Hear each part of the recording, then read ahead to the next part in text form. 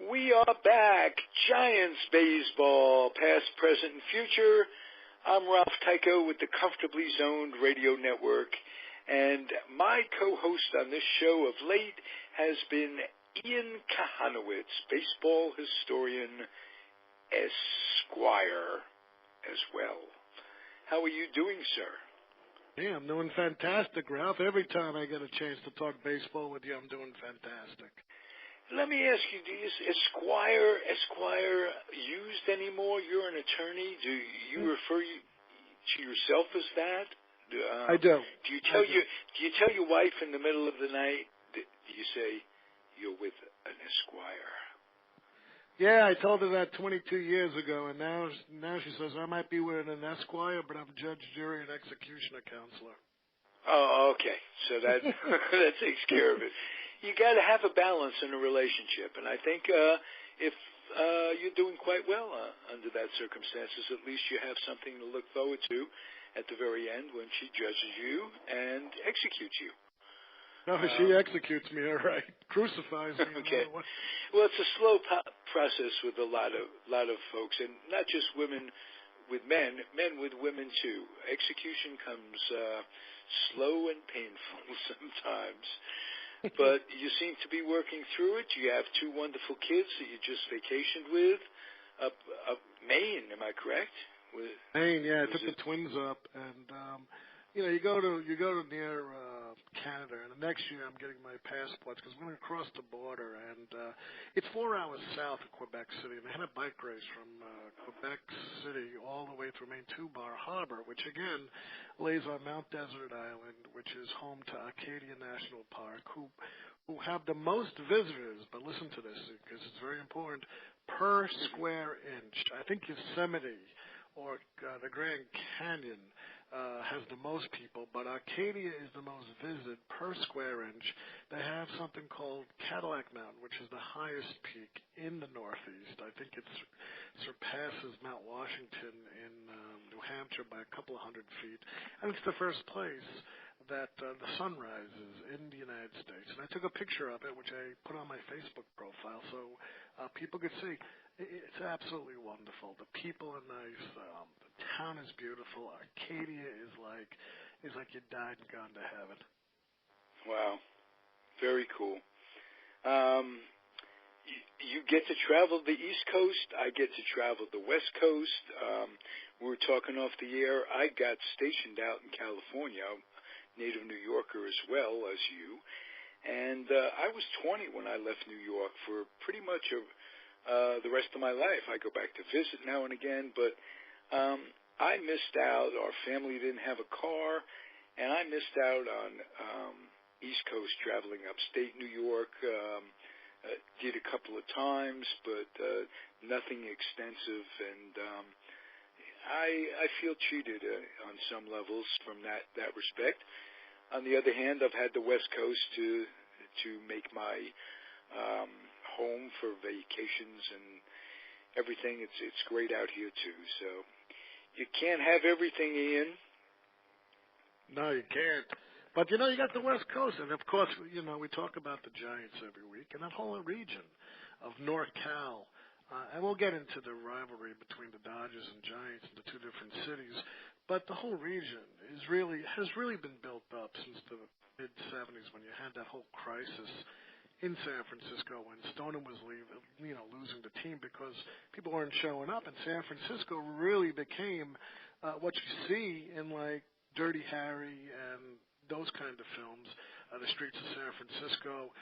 The city was starving, and as the city stopped, so did the Giants, and it's all documented in a book we're going to talk about today, The Home Team.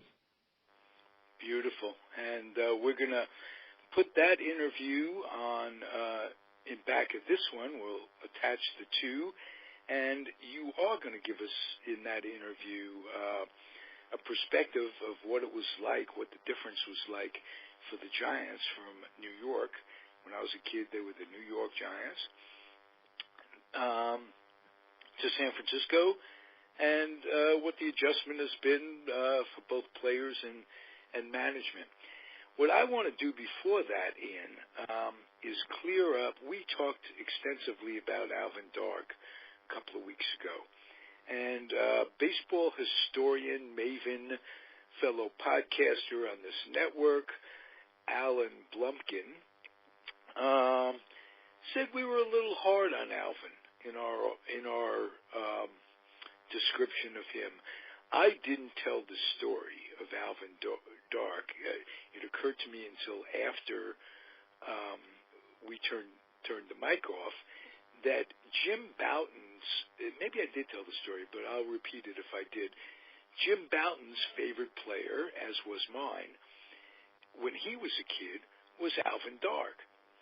And Jim has the story of going out to the Polo Grounds as a little kid and going up to his hero, Alvin Dark, and Mr. Dark, may I have your autograph, sir? And Alvin Dark says, take a hike, kid. That was in one of his books. Take a hike, kid. So that pretty much was Jim Bouton's memory of meeting his hero. What did Alan? He spoke with you. How did Alan feel that we slighted Al Dark, if we did, or gave him the short shrift? What do you think was his reason for saying that? Well, unfortunately, Al Dark was a product of his environment. I think we mentioned, but I'm going to go a little further. Right now, I'm reading a book, which is a fantastic book, by Sol Gilderman, New York's Big Three and the Great Yankee Dynasty of 1949 to 1953. And the book is about Allie Reynolds, Vic Raschi, and Ed Lobat. And again, all these guys are Polish, Italian, and part Indian. And he begins the chapter about the history of baseball. And ever since man was able to hit a ball with a bat, there was racism in baseball. It was evident in the 1880s with Camp Anson refusing to take the field because you had a black player on a team, and that began for the next 60 years, that began the unwritten rule, the gentleman's agreement, that no African Americans would be allowed to play in Major League Baseball.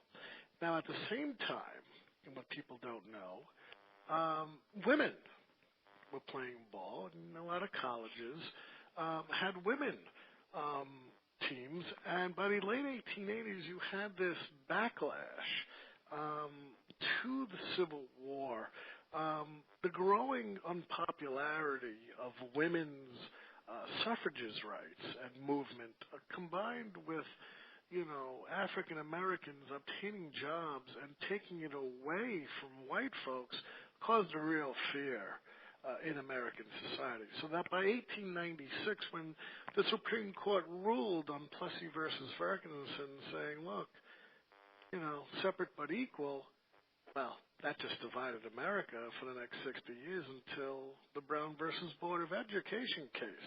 Now let's take Alvin Dark. Alvin Dark was born in Oklahoma, but grew up near Baton Rouge, Louisiana.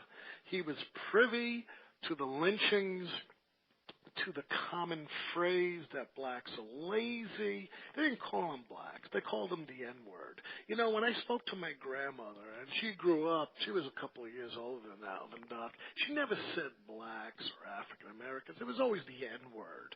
And, I grew up in a Jewish, area where they were so conservative. They would not let widows or divorced people in, or the N-word, or, Chinese people were chinks, or Japs were Japs from the World War.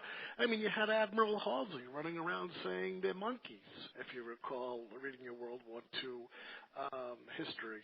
Not to mention at the time, out in California, Governor Earl Warren was told by Roosevelt to encamp 110,000 American citizens who were of Japanese descent.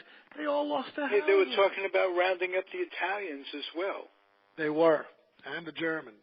And I think in World War I think the Germans had it a little worse than 20 years later. You could see it in the movie East of Eden with James Dean, and from the books I've read, if you were of German descent, you would hide your heritage like most people.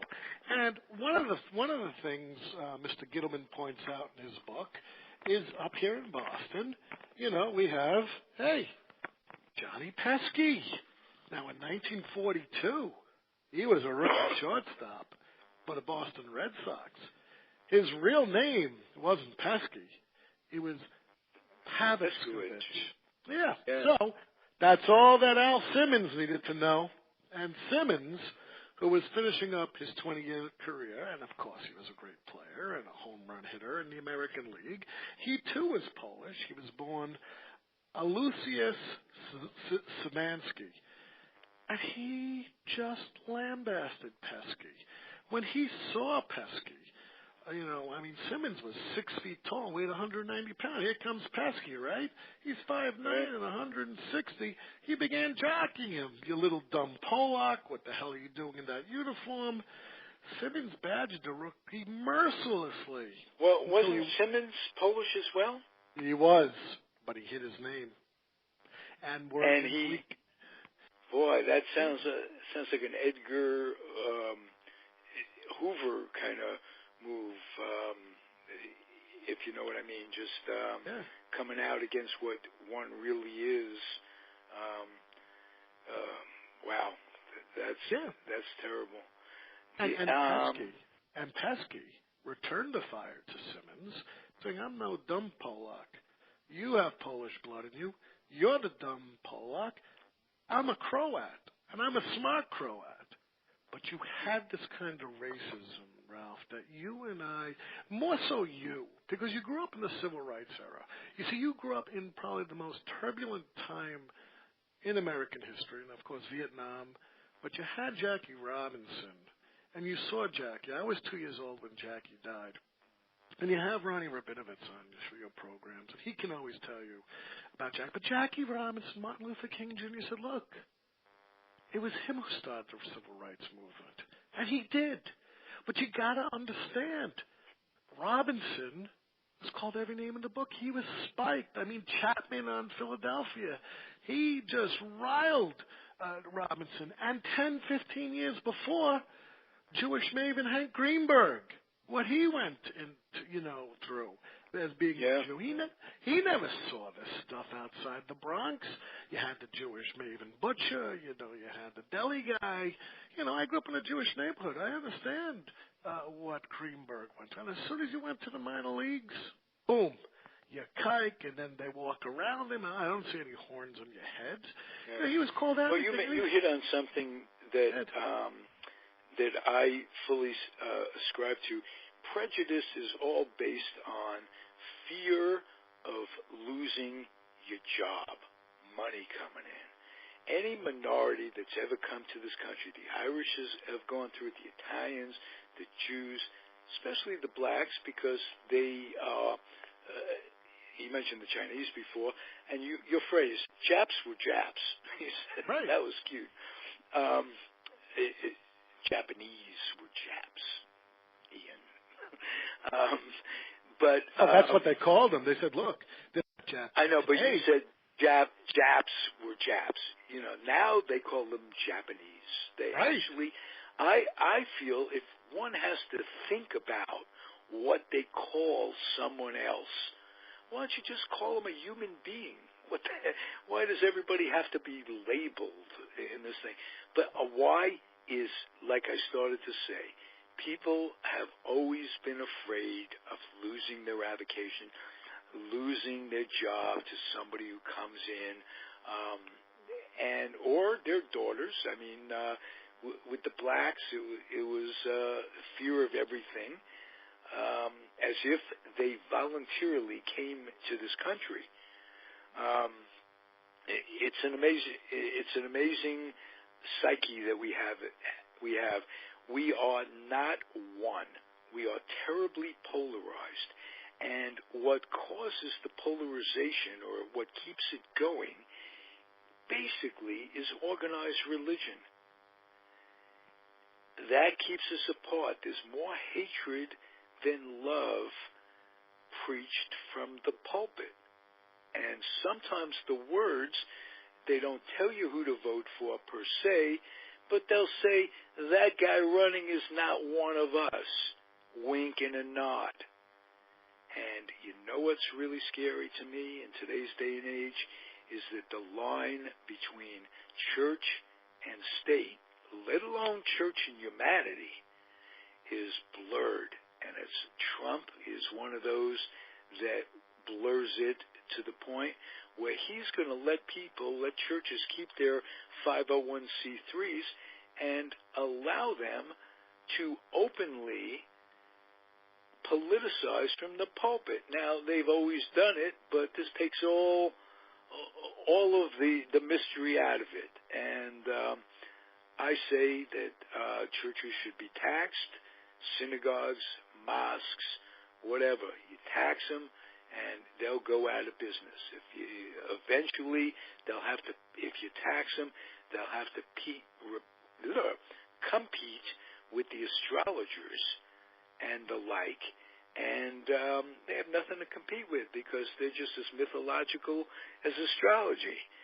So that's my Sermon on the Mount for today. You can send contributions to Reverend Tyko at P.O. Box 666, Alameda, California. That's all a joke, ladies and gentlemen. Send no money. There is no post office 666, but there really should be. Ian, Alvin Dark, growing up in that era, he grew up, we're talking about basically our frame of reference is the North, where people are coming from, where racism is covert, not overt. And that's where Alvin Dark ran into problems. Well, tell us about them, and tell us about some of the misconceptions and how we can make Alan Blumpkin happy, which is one of my goals in life, really, on a regular basis, by getting correct information out on Alan Blumpkin. Maybe we didn't stress enough that on Alvin Dark. Maybe we didn't stress enough that must have been some kind of guy who would allow three brothers from not just blacks, and they were dark-skinned, but they were from the Dominican. So Alvin Dark allowed them to not only be on the 62 Giants, the 61 Giants, this, that, and the other thing, but he allowed them to play in the outfield, at least in one or two games, at the same time. Three Alou brothers, Matty, Felipe, and Jesus. And we did a good show on them, and I enjoyed doing it, and it's archived, as all of our shows are, on YouTube. So check out the Comfortably Zoned Radio Network any way you can, on Spreaker, on iTunes, on YouTunes, on WeTunes, all over the place. Look for it on the Internet. Go ahead, Mr. Kahanowitz, as opposed to Rabinowitz on this station. It's not easy for me when I edit this stuff. Not easy at all, Ian. No, Did you ever, my name initially, when I went to kindergarten, till I went to kindergarten, was Tykocinski, Tykocinski. I happen to be half Polish, as a matter of fact. Jewish Pole, but a Pole nonetheless. And so I identify with poor Johnny Peskovich, who was one of the three teammates that Peter Golenbach talked about in his book, Teammates, about the Red Sox. Ted Williams, Bobby Dower, if I'm mispronouncing his name. He was a little before my time, in my conscious time. He played in the 50s, but he was at the end of the road there. That was a special team together. But three brothers in the same outfield, before I digress any further, and Alvin Dark made that happen.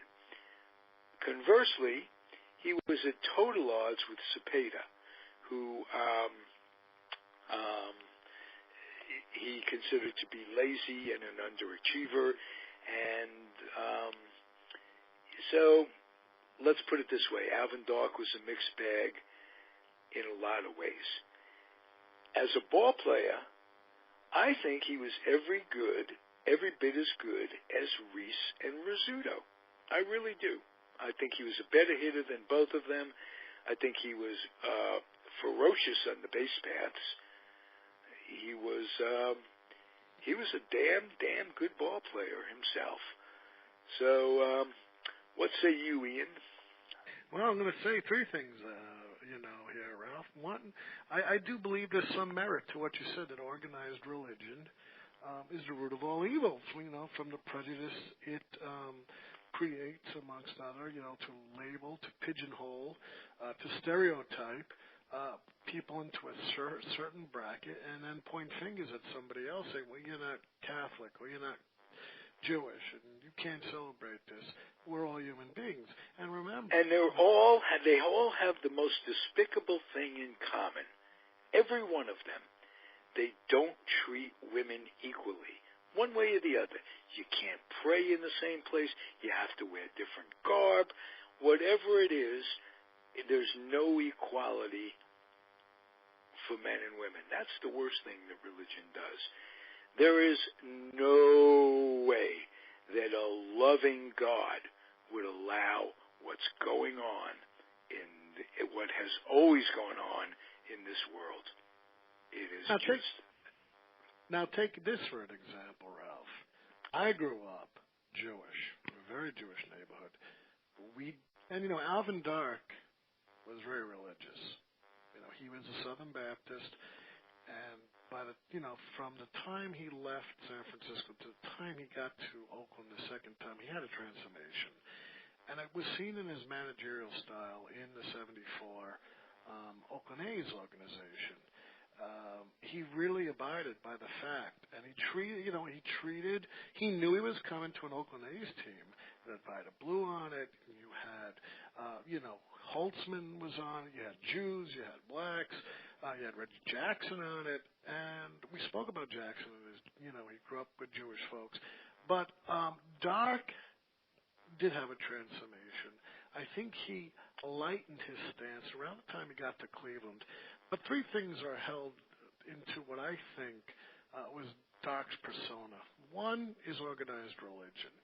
Now, you're talking about a Jewish boy from Brooklyn and myself who comes to the country here in Massachusetts. He marries a traditional Catholic girl that my in-laws don't speak English. They from the old country in Italy. My father-in-law can't write his name. They were peasant farmers during the war when the Nazis came, and they raised 6 kids and can hardly understand the language here in America, and they persevered. Now, when I converted to Catholicism in the year 2000, here in my small town, anti-Semitism was huge, And the thing that I have done for the church was to teach the Old Testament. And just like I teach baseball on your network and in my groups, people found out that the link between Judaism and Christianity is one. Judaism is the tree. Christianity is the branch. Jesus was a Jew. He lived as a Jew. He died as a Jew. And the branch stems from the tree. Now, for many years, the Catholic Church didn't teach that. But I had a gift, and that gift was told to my mother when I went for bar mitzvah lessons at 13, that I had biblical knowledge and that I should be groomed to be a rabbi. Now, conversely, about 15 years ago, I became a Eucharistic minister. I've been ordained by the Catholic Church to give out Eucharist and to conduct Mass if the priest and the deacon cannot make it. I can wear the robes and be blessed by the priest and conduct the whole Mass. Now, would I do it the way they do it? No. That would be fair. I'm also on my parish board, and every time they want to go picket an abortion clinic, I'm the only one who says no. I think women should have a right to choose. I think gays should marry. I'm very liberal. I never lost that side. But if you believe in... So where does the Yiddish, where does the Goyish Cup come in? Oh, well, the Goyish Cup? Well, you take a leap of faith. You know, I was the first one... I was the first one to marry out of my faith in 460 years. No one ever married out of the faith in my family. I was the first. Well, I married out of my faith, for instance. Yeah, but you know, it was just a girl. That's true, but on the other hand, you've taken more than a leap of faith in the sense that you've assumed some clerical role. I have, and with that set yourself up in some way as a go-between between the folks and heaven. That's right. And people come to me, and they say, well, I've done this. I've been a bad boy. I've done this. And as a lawyer and as counsel, you know, you're like a psychiatrist. You got to help these people. People sin. Sin's all around. And Alvin Dark, you know, he was privy to this. And when he made those comments to Newsday, and he responded that he was misquoted. When you listen to my interview with Robert Garrett as of yesterday, the journalist who interviewed Dark said he had a clean record, the journalist. Alvin Dark was not misquoted. But well, him just saying that he was misquoted, his first thing is just like Nixon saying, I didn't do it, I'm not a crook. It's just like Trump denying that he colluded with the Russians. It's always the cover-up that gets you, and it's always the people that cover up that most reveal the personalities that they really have. Some people, not all, but some people make mistakes, cop to it, say, I made a mistake, I wasn't misquoted, that's what I said, here's why I said it, here's what I was thinking, maybe I was stupid, maybe I was wrong, but I made a mistake, and hold up to what he said. I think his character comes out just by saying I was misquoted. You're not misquoted. The guy of Newsday is not gonna lie about what the interview is like. He's not. I mean, journalists take meticulous notes, if not tape record interviews. So for him to come out that way and say I was misquoted, wow. That tells it all about Alvin, I would think. But go ahead. I'm open to cutting the guy some slack. Again, this was the shortstop on my team, my boyhood New York Giant team. When I was 4 and 5 years old, I'd go out there with my grandfather, and Stanky would be at second, and Dark would be at short, and Lockman at first, and Hank Thompson at third, and Wes Western. It was great days. I don't like to dig up dirt on people. I'm not trying to hammer this guy, but unfortunately, given his positions of responsibility, like if a player says something stupid, well, what do you expect? He's a player. Who cares what he says? To pay him homage, to pay a Kurt Schilling homage, for the press to go in there and quote him, for them to continue to quote Pete Rose in saying that he still denies betting. It's the press's fault for keeping it going. But with Alvin Dark, they gave him responsible positions. You manage a Major League Ballclub. You're managing $1 billion industry. In those days, $1 million industry. A lot of responsibility. He came very close to being fired right then by Horace Stoneham. And guess who talked Horace Stoneham out of it and kept that team together? Willie Mays. Absolutely. He got a team meeting, got all the blacks together and said, hey, we know what it's like, but we can't cut our noses off to spite our face.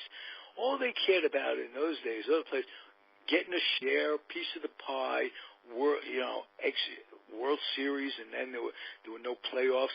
They wanted a World Series share because salaries were so incredibly low for these guys that World Series shares meant something. Now, the player makes the World Series. He's got his minimum income is $500,000 a year. For when he comes up, that's the minimum they pay you. $500,000. They're not motivated by money like they used to be, by success in winning. But in those days, May said, "Hey, look, we're going for the World Series," and he kept the team together. What can I tell you? He was terrific, Willie, in a lot of different ways. Hope you'll tune in to Lenny Randall on Peter Golenbach's show that I recently posted. Lenny had Willie as a coach when he was with the Mets, and he talks about Willie, and it's one of the most entertaining / informative shows I've ever been involved with. So hope you all listen to that. And go on, Alvin Dark, and let's take it, let's have it branch off a little bit because of the book that you interviewed. What was the fellow's name again? Gittleson? Robert Garrett. The Gittleson I'm reading. Phil Gittleman I'm reading. Reynolds, Rashi, and Lopez. We're going to have, he's 82 years old, and he'll be on the show. Okay, the interview we're attaching involved the change, the carpetbagging, if you will, from New York to San Francisco. Did he put Stonem's, did he talk about what was going through Stonem's mind? Was he just going along with O'Malley? Did he have plans of his own? I know they were on their way to Minnesota, to Minneapolis, before O'Malley came and took them both out west because it was impractical for the league to have one team out here. So when teams made a road trip, they'd only have one place to stop. Well, now with the Giants up in San Francisco and with the Dodgers in L.A., it can be a two-team road trip. Now, of course, it's San Diego as well. But did he give Stoner, in the book, did he give Stonem's side of it?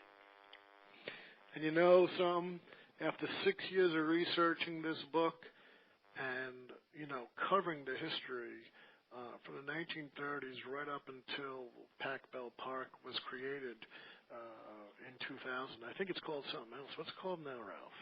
AT&T? Yeah. AT&T, yes. Yeah, it's called AT&T.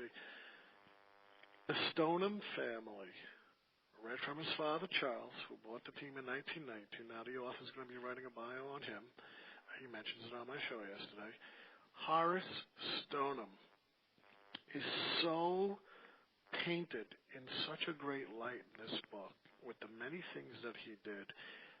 This is one of the things I would tell people to run out and buy this book because Stoneham is not as popularized as Walter O'Malley, but Stoneham was a visionary.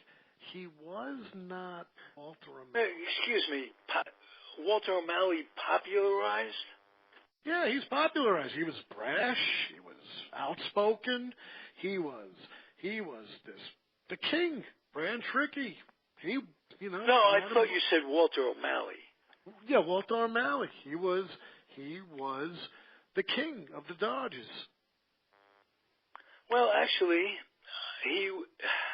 Branch Rickey was the king of the Dodgers. Yeah, right. But when he clashed with O'Malley and O'Malley took bought his shares out and stuff, Walter O'Malley's vision was to go to L.A. Stoneham, on the other hand, didn't have O'Malley's personality. Stoneham was quiet and he was shy, and he really cared about his players. And when O'Malley was still debating whether they were going out to Los Angeles after the 56 season, after the 57 season, Stoneham already announced they're moving to San Francisco. And on September... No, he said that before that he was moving to Minneapolis. He was moving to Minneapolis. He was, and then he got a better offer from San Francisco. Now, no, but that came as a result. Yeah, he didn't get a better offer. It was O'Malley that convinced him to come out to San Francisco. For what I mentioned before, you couldn't have teams coming out to play just the Dodgers. This is a long way from St. Louis to which was then considered the West in baseball, to San Francisco. And it was O'Malley that got Stoneham to come out here. But Stoneham was going to go. Now, Major League Baseball on May 28th, 1957 said this: if one of you two teams can't go, the whole deal will be nixed. That's what Major League Baseball told them when both submitted their plans to move to the West Coast. Both O'Malley and Stoneham saw what had happened with the Braves, who moved from Boston to Milwaukee, and the profits rose. Now, for Stoneham, the Polo Grounds were no longer the paradise it was earlier in the century under McGraw. Again, we're talking about a different demographic. We're talking about Manhattan. We're talking about people moving out of the area into the suburbs. It's the 50s. People going to Brooklyn, people going to Long Island to live. It got so bad, the Giants, football Giants, moved out of the Polo Grounds and started playing at Yankee Stadium. So they lost more revenue. And even they thought... The park itself was dilapidating. The Yeah. neighborhood around them was crumbling.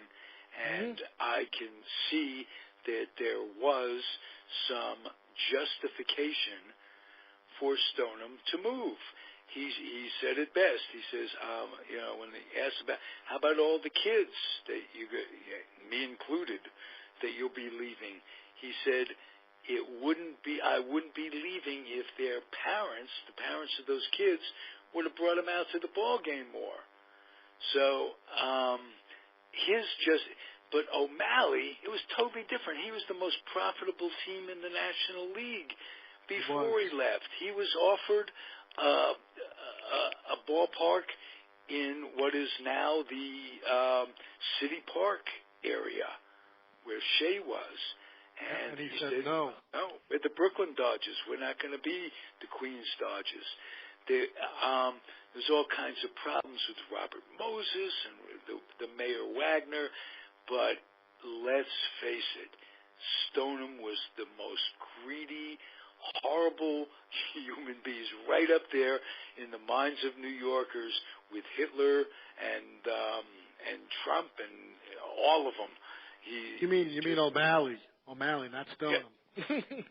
No, O'Malley. If I said Stoneham, you said Stoneham. Stoneham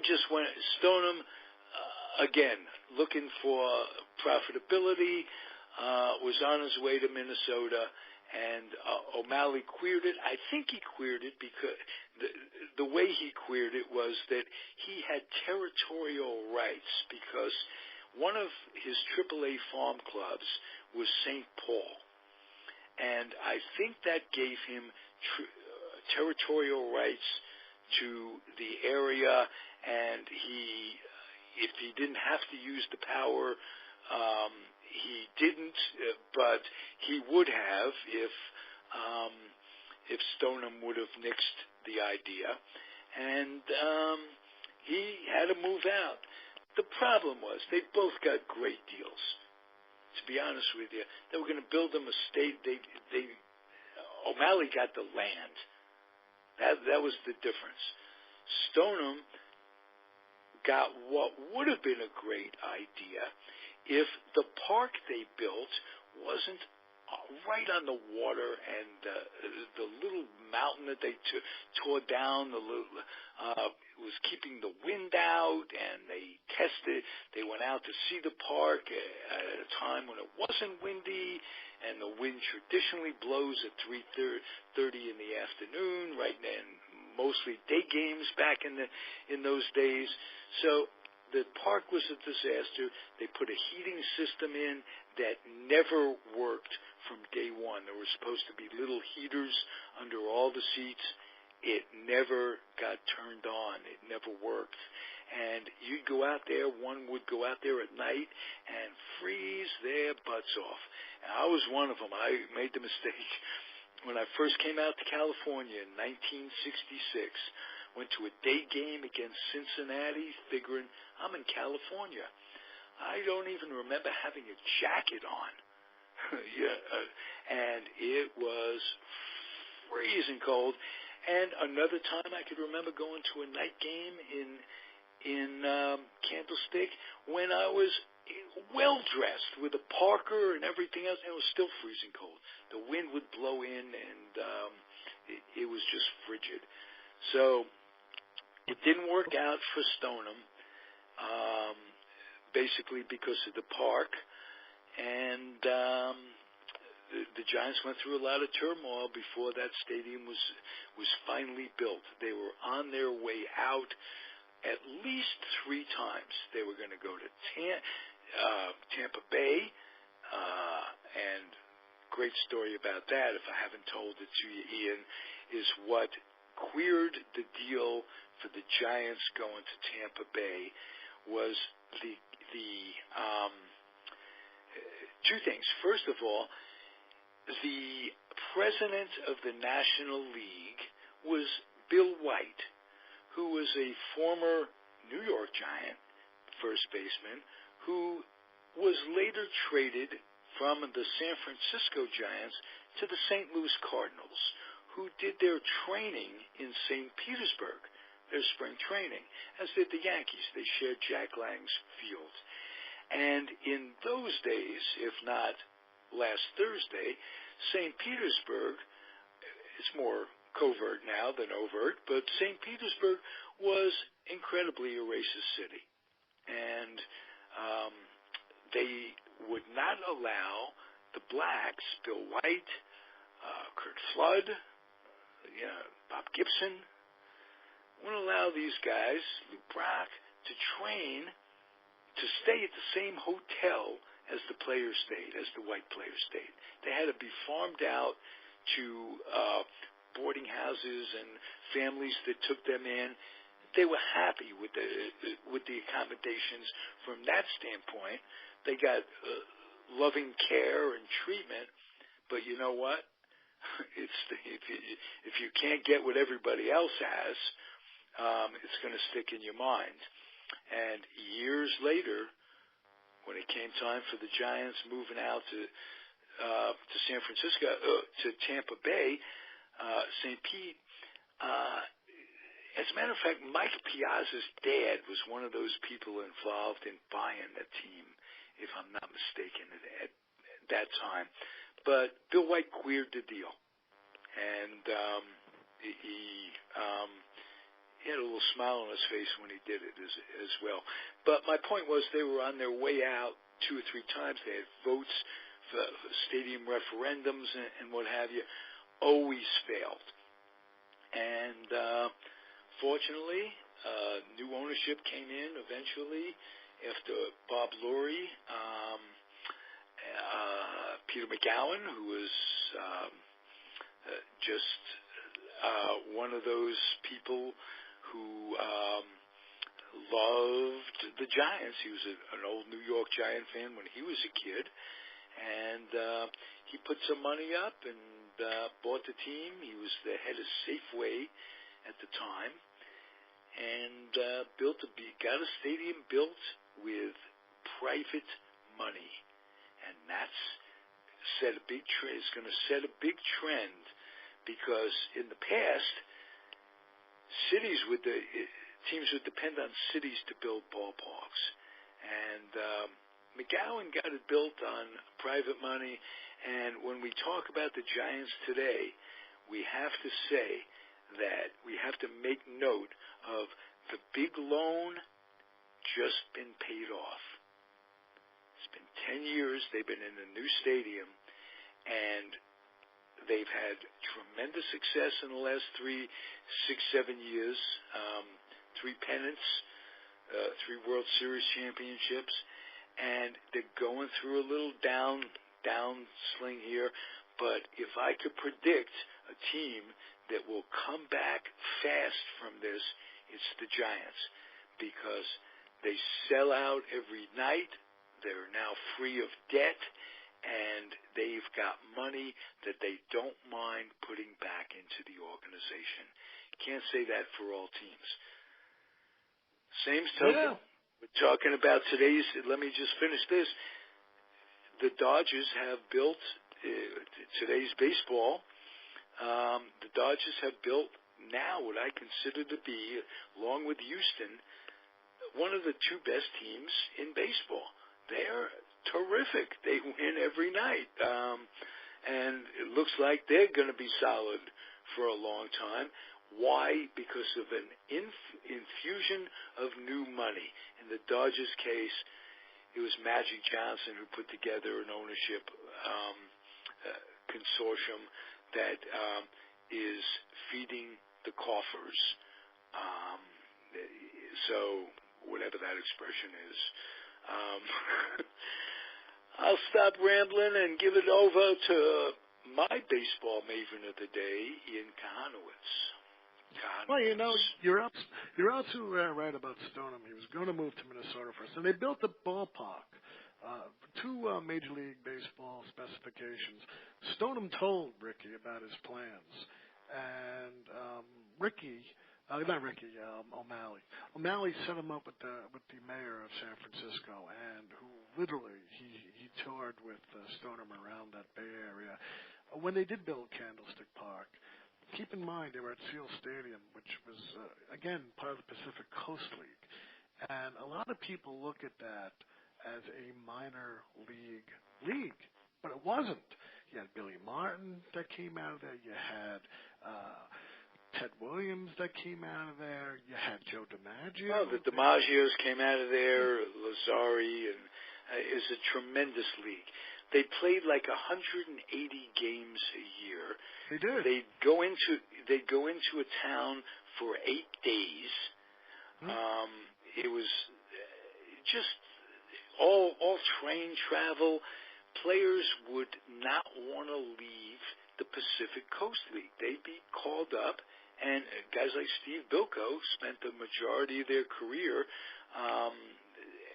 in the Pacific Coast League, and not that Bilko wouldn't have wanted to star in the majors, but my point was that you can make more money playing in the minors in the Pacific Coast League in those days than you could in the majors in some circumstances. So it's a long-lost gem of baseball, and of course there's still a PCL, but it's not at all the same. Tell me about this. Tell me about the differences in DeRocher when he went from the Dodgers to the Giants. I think that fueled the rivalry, and I think his managerial methods changed when he became a Giant. I always want to learn about Leo, and I think this is a good time. Maybe you can tell me a little bit. It's like night and day. When you listen to my interview with Paul Dixon, who wrote a very good biography of Leo DeRocher, who I think probably will win Best Book of the Year, and I was honored to have him on my show earlier in the year. DeRocher was, he came from out here in Massachusetts, in Springfield, Massachusetts.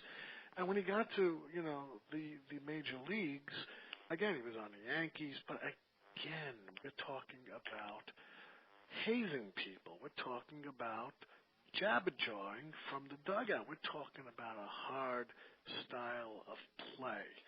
DeRocha had a great glove. He didn't have a good bat. But what he didn't have at a bat, he made up by being in the dugout, in terrorizing opposing players. I think he said something to Ty Cobb, and Babe Ruth had to defend DeRocha, saying he's just a kid, and he stole. Whereas he stole Babe Ruth's watch, and he even heckled Babe Ruth DeRocha. DeRocha was of a different style, and he brought that to the Dodgers. He brought that kind of 100% ferocity, and he made it hard on his ball players. He was also a gambler. There was this big thing in 1942 with the Brooklyn Dodgers, and Landis said, clear them all out. But DeRocha was allowed to stay because he was that much of an asset to the Dodgers. Now, he was also a visionary, DeRocha. He believed, that black should play in the in the major leagues. And one of the things that he did was when Jackie was coming up through the minors and he was going to get onto the Dodgers, there was petitions, to not let Jackie play, and all these players were, aghast. We're going to have a black player. And he said, look, I don't care what color he is, purple, zebra color, whatever.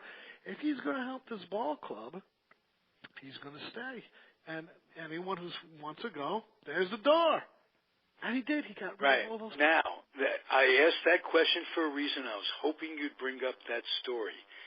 Because Alvin Dark came from that line. He was one of those that Leo probably had 15 guys play under him or coach under him that later went on to manage. Alvin Dark, of all those guys, Alvin Dark managed the most games in baseball. So I want to know how they got along and how two seemingly opposite individuals interacted. Alvin Dark and Leo DeRocha were of the same era, but took two different views of the world. Number one, DeRocha was a northerner. Dark was a southerner. Leo embraced, the coming of the integration of baseball. Dark didn't. But both are similar in one way. Now, when DeRocha came to the Giants in 1951, he changed his tune. Monty Irvin and Willie Mays, they considered him like a father. He really softened his stance. I think it's when you look at Bobby Thompson, when he hit the home run, he's at third base going wild, DeRocha. And you see he was going to. As a matter of fact, Eddie Stanky had to tackle DeRocha to keep DeRocha from interfering with Bobby Thompson running around the bases. He tackled him and got him out of the way. That was some wonderful times as a Giants fan. But DeRocha and Dark are similar, because when DeRocha left the Giants and he came back to the Dodgers, he fought with Alston, and then he went to the Cubs. Dark and DeRocha, although not similar with the embracing of, say, the Civil Rights Movement, both of them had a way of demoralizing their team. And when Dark said those things to Newsweek, Cepeda, Villaluz, what's his name, Marichal, all the minority players were beginning to get disheartened. And Stoneham saw that. And he wanted to fire him at the spot that Willie came in and saved him and said, look, we're in the middle of a pennant race. So he did it afterwards and brought in Herman Franks, who was totally different. But Doc was a great manager. Now, Leo came to the Cubs. And speaking to Paul Dixon, the 1969 Cubs should have locked down that division. And while they were losing games, he grilled Fergie Jenkins and for all. Who does that to Ernie Banks? And Banks. Who could knock Ernie Banks? He was horrible on Banks, and he played the same 8 guys down the stretch, and they were all tired, and he blew that pennant in '69. And I'm a Met fan. I'll always be grateful to Leo's memory for coming up after all those years as a Giant fan and going to the Polo Grounds, and he was the manager. He's the guy later on, and I had to be a Mets fan because the Giants moved, and he's the guy that was responsible for the Mets, at least one of the guys responsible for the Mets winning in '69. Hey, listen, we're short on time. I'm going to take this interview. I'm going to put it with the one you did. Again, introduce the book that you're going to talk about, if you would, and the author. Who was it, Ian? Robert F. Garrett, and of course the book is called Home Team, The Turbulent History of the San Francisco Giants. I had an interview, part 1, back in May. This yesterday was the second part 2, which ran from 1960 until 1976 when the Stonehams had to give up the team, and we're going to do a part 3, which begins in '76 and is going to run to the till Pac Bell AT&T Park is created in 2000, which was pretty much built around Barry Bonds. So it's going to be an interesting thing. Beautiful. Ian, it was terrific as usual. I'm going to close it out and tell everybody out there to keep on keeping on, and do my best I can to blend these 2 interviews together and put out a terrific show. So thank you again, my friend. We will talk next week, same time, same bat station, as Alan Blumpkin would say. Be well. Have a good one, Ralph. All right, Ian. Thank you again. All right. Take care. Thank you, everybody, for listening.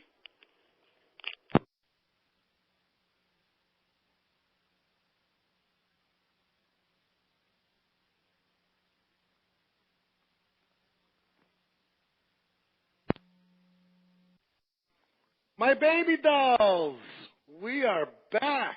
I don't know if you want to call this show Genesis or Giants Baseball, and that's a Z for our wonderful leader and producer, the Zigzag Man himself, Ralph Tyko, on the Comfortably Zoned Radio Network.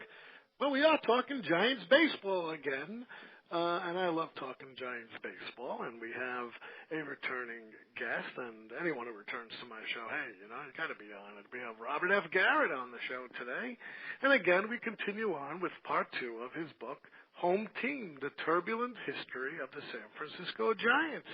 And it's going to be a huge show. We're going to follow where we left off last time with Candlestick Park, and we're going to run it till the time that Stoneham decides to sell the team in the mid-'70s. We got a lot of baseball to talk about, a lot of Giants history coming up. But, of course, like I mentioned before, hey, I'm Ian Kahanowitz. You are listening to Giants Baseball Genesis, and, of course, this is the Comfortably Zoned Radio Network. And I tell you what, this is what's going on. We got a couple of new hosts and a couple of new shows coming out. I've been doing Oakland A's baseball with Ralph, but you know what? We're going to talk a little bit about Charlie O'Finley today, and we got his cousin or, surrogate niece coming on the network. She's going to be co-host of the A's baseball. She's going to be making a speech at the Baseball Hall of Fame at the end of the month, and she's going to be mentioning my show. She's going to be mentioning the network. And it's very good to have Nancy on. I'm glad that I was able to convince her to come on. I also convinced Bill Kashadis, who is the Philadelphia Phillies guru, to come on to the show. He's written many books on the Philadelphia Phillies. We had a show with him. And he's going to have Philadelphia Phillies baseball in the fall. In addition, right now, hey, We got Mark Littell, and again, he's the guy who threw the ball that served up the home run to Chris Chambliss in the 1976 American League Championship Series, where the Yankees beat the Royals to go into their first World Series since 1964. And, of course, they didn't win a World Series since 1962, which we'll talk about today, against the Giants until, again, 1977 when they beat the Dodgers. But we have so much shows. The network is growing. I got in about 50 books from 50 different authors. We're going to have a great time in the fall and winter. I have all this classic baseball programming coming up. We're going to have Gloria Loring return to the show. We're going to also have a couple of authors on the Grateful Dead, who, again, comes from San Francisco. And I got the books on Cornell, and we're going to have some great times on Genesis this fall. I'm looking forward to it. And, of course, hey, we're in the midsummer right now, and by the time this gets released, it'll probably be by the end of summer. But, you know, the All-Star game passed, and watching one of my newest heroes, Aaron Judge, just creamed the ball at down in Miami. I mean, Yankees, there's a lot of good things to say about the Yankees. Unfortunately for the Giants, not a lot of good things to say. Unfortunately, this is a lost season. The rival Dodgers, which we'll get into the rivalry here. Very, very important. Stuff that a lot of you folks don't know. We're going to get into that. And, again, baseball's moving along nicely in the summer. And right now it looks like it's going to be Los Angeles and Houston. But, again, I digress because I really don't know with this crazy playoff system we had. And we just got to wait and see.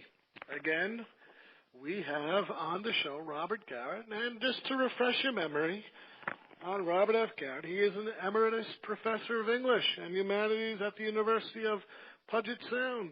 He has published books and articles on modern Irish literature, including the recent Trauma and History in the Irish novel, The Return of the Dead. His baseball articles have appeared in Nine and the Saber Bio Project. And without any further ado, welcome to the show, Robert. Well, Ian, it's good to hear your voice, and it's good to be connected with you from the West Coast here. Oh, it's fantastic. You know, I ever since the show ended, I don't know when we recorded it, in May, April, who remembers, but I followed your book, and it's gotten a lot of publicity. I want you to tell the folks a little bit about your trip to New York, because that was the first Saber convention in New York City since 1991, and then tell them a little bit what you experienced there. Well, you mean the recent trip, yeah, back with Saber. Well, we were, of course, doing some publicity on the book. I gave a talk at Bergino's clubhouse to some old New York Giants fans and their children, I think. All of them have an interest in the New York history of the Giants, but also have followed the Giants on the West Coast. And then I did a little snooping about Charles Stoneham, Horace's dad, and that looks like a project I'll be getting into once this year of talking about this book is over. It looks like I'm going to roll up my sleeves and dig into that one. It's going to be a fantastic project because, again, right in the height of the dead ball era, 1919, the pivotal year where, again, the World Series was fixed and Landis wasn't yet on the scene, and you had the whole bickering of the American League and, of course, the 8 men out, which would happen a year later. And, of course, we had another scandal, which I'm researching about, Tyko and Kahanowitz, which happened a few weeks before the end of the 1919 season, before the World Series between Cincinnati White Sox. So that sounds like going to be a good project. Yeah, I think there's much to be done there, and so much for me to learn, especially about the Roaring Twenties and Tammany Hall and what was going on in New York City. And, of course, Stoneham himself, who turns out to be quite a character. So it'll be an interesting project. Well, we wish you well on that. And, again, like I mentioned to you before the show, if you need any research or anybody, for resources, I mean, I know a million authors here. I can give you a million authors. You can go call them, tell them I sent you. And you can get some of your research done that way. I have, hundreds of authors that have written books on the era, and just tap me. I'm a resource. I sit here all day, and I talk baseball. Well, I appreciate that.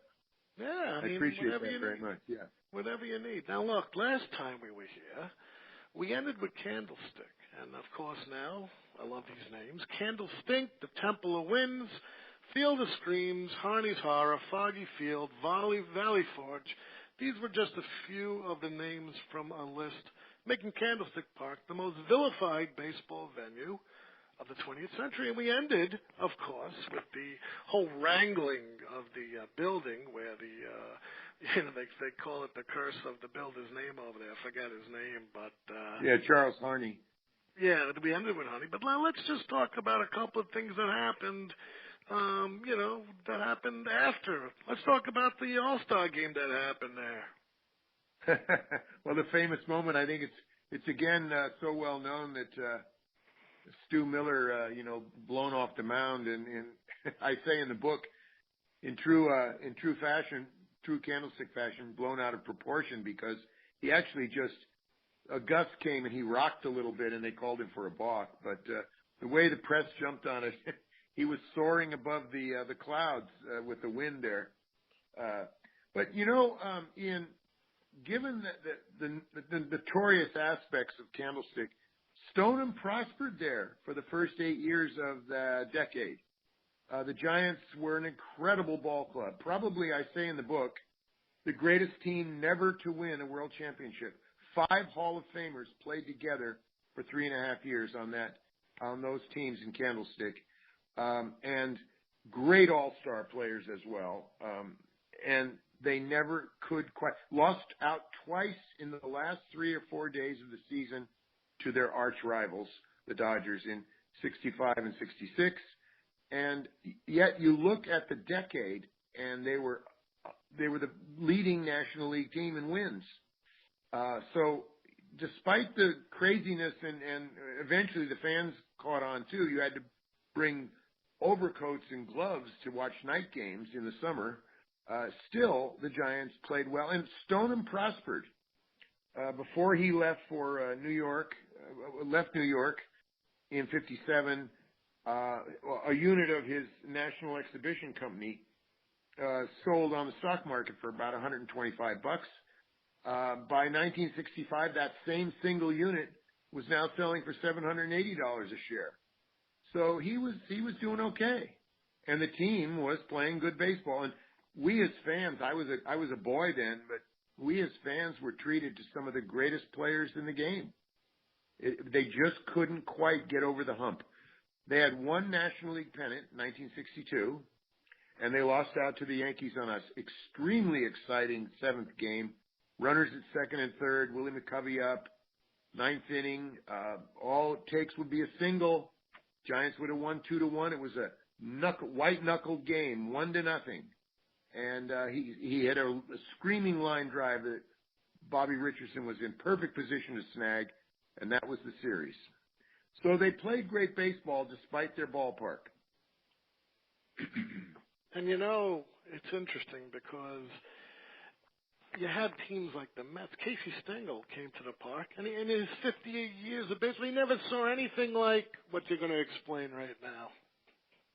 Well, he's one of those little moments that you talk about Candlestick. He's sitting there prior to the game with the hitting, all the pregame warm-ups, and a rogue gust came through Candlestick and picked up the batting cage and twisted it around and swirled it 70 feet to the pitcher's mound. And Casey, normally a man who you couldn't shut up, he had no words for this.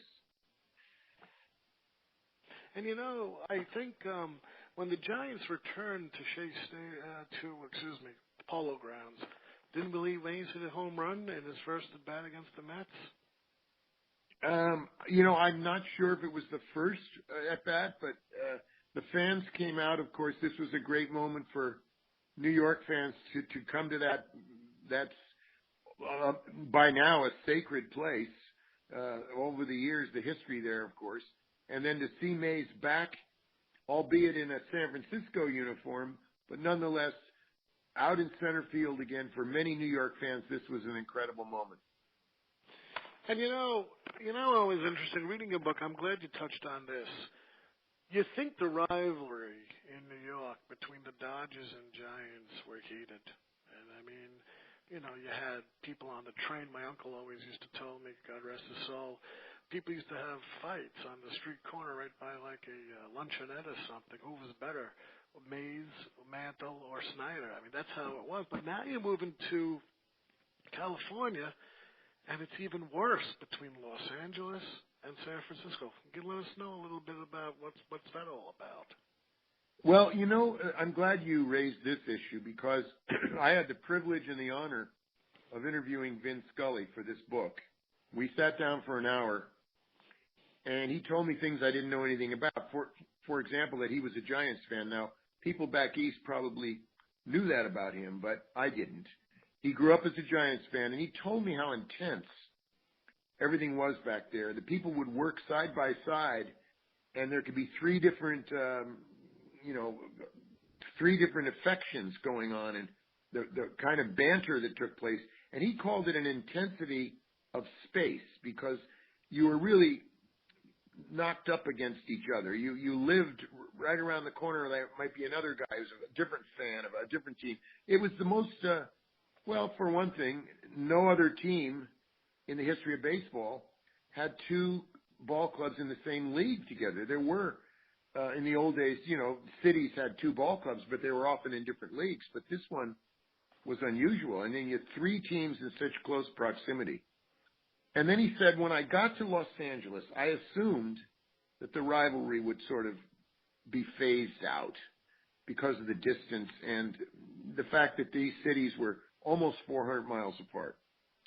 Well, Californians knew differently. The rivalry between San Francisco and Los Angeles had been going on for quite some time, and the Dodgers and the Giants just moved seamlessly right into that kind of tense situation. We had on the collegiate level, we had Cal versus UCLA and Stanford versus USC. In the old PCL, we had the Oakland Oaks and the San Francisco Seals against the Hollywood Stars and the Los Angeles Angels. And this rivalry of the Giants and Dodgers moved right into that.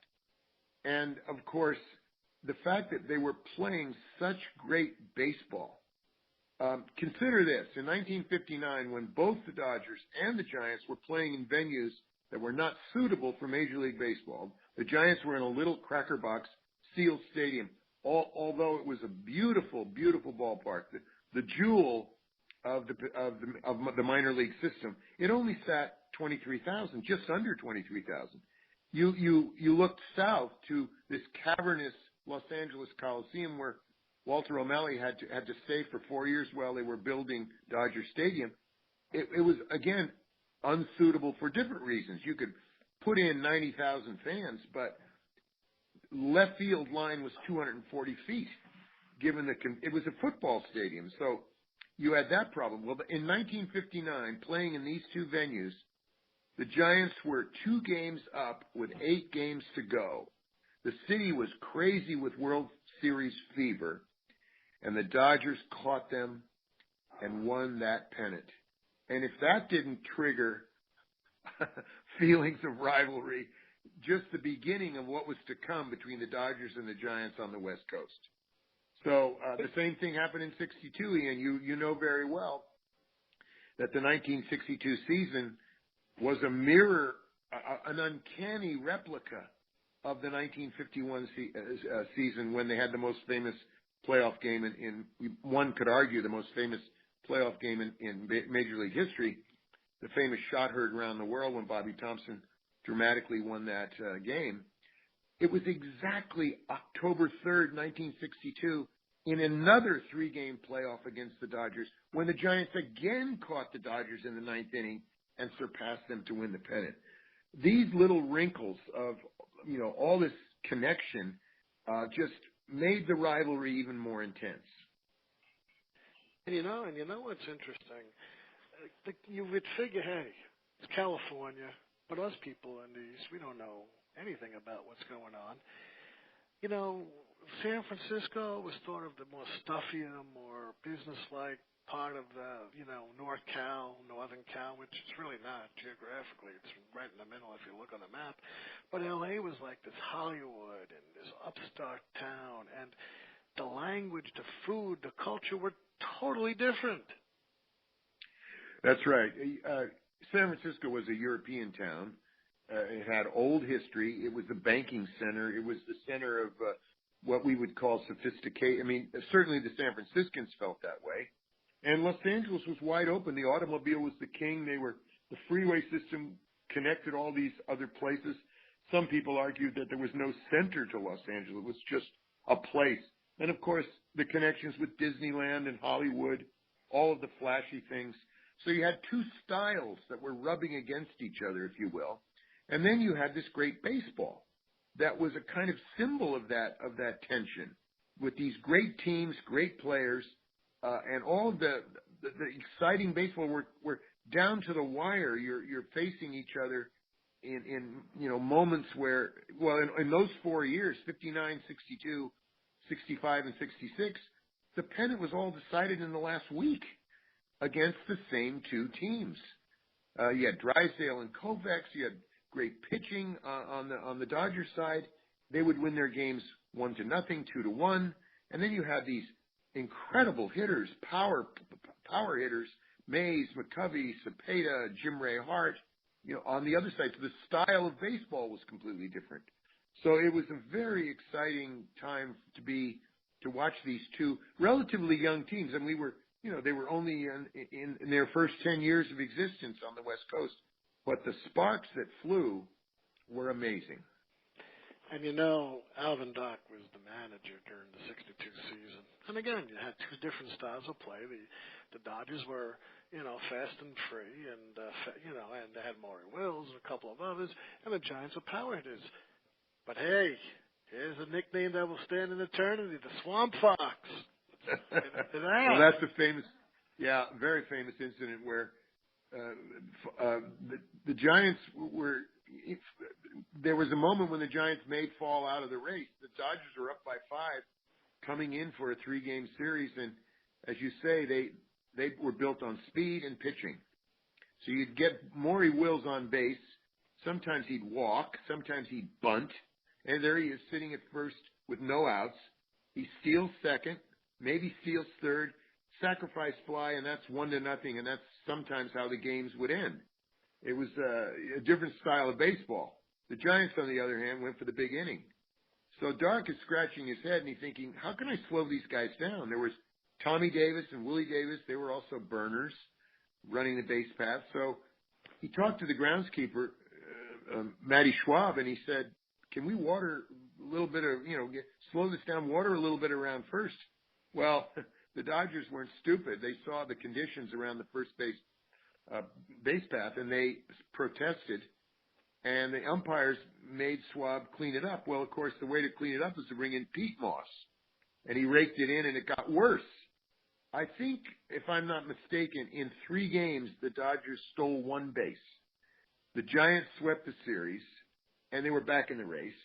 And 3 weeks later, when the Giants moved south to play in Los Angeles, Vince Scully was sort of kidding everyone. They brought duck calls to the game and quacked, and Scully went along with the project and nicknamed Alvin Dark the Swamp Fox. And the name stuck, and it was another great moment in the rivalry. And this one rather lighthearted, but nonetheless give you an idea of some of the history behind these 2 West Coast teams. And what's interesting, Robert, Alvin Dockett's a bad name, and 2 reasons. One, we're going to touch on about what he thought about his minority players, but 2, when Ball 4 came out in 1970, Jim Bouton was like 10 years old, and he went up to Alvin Dark for an autograph, and Dark refused to give it to him. It crushed Bouton. What's your take on his interview with, I think it was Newsweek? Was he misquoted as saying what was reported? I've talked to a lot of journalists, East Coast journalists, about this, and they respect Stan Isaacs so much that it's highly unlikely that this was misquoted. He was a respected guy, and many of the journalists like George Vesey and others who looked up to him, they can't imagine that he would ever do that to anybody. I think it was probably what do they call, offhanded or off the record kind of remark that he let slip. I think Dark did feel that way about certain players. He got along with Mays extremely well. They were teammates together, as you well know. But Mays stopped speaking to Dark in that 1964 season when this all occurred. He did think that the Latin players, and especially Cepeda, were a little nonchalant and casual and didn't really have the intensity of the moment all the time that Dark had. Dark as a player was an incredibly intense fellow. You know this. All the people on the East Coast who know their baseball history know that. And as a manager, he wanted the same thing. So the Latin players had it. For one thing, they spoke Spanish to each other. And when I interviewed Felipe Alou about this, I said, "What was it like in the clubhouse?" And he said, "Well, Dark wanted everybody to speak English." He said, "My brothers were on the team." He says, "Can you imagine how artificial that would be for me to stumble along in English with my brothers because the manager demanded that Dark was afraid they were talking about him. And he made no effort to learn Spanish. And these guys felt like something was being taken away. So the animosity suddenly grew a little more. And it finally exploded, I think, in the heat of that pennant race. And Dark ended up on the short stick. Now, keep in mind that Stoneham was a man who was completely colorblind, and he was a great pioneer of Latin participation. As you know, he brought in the Giants were the team to break the second color barrier, even though they didn't bring the first one in. That was Minnie Minoso. They brought in most of the Latin players of the late 50s and early 60s. So when he heard about this, he was ready to fly to Cincinnati and fire Dark on the spot. And he was prevailed on by three people, Feeney being one, and curiously, and another front office person, and then Mays. And Mays said to Stoneham, "Don't do this right now. We're in the pennant race. We have a chance to make some money."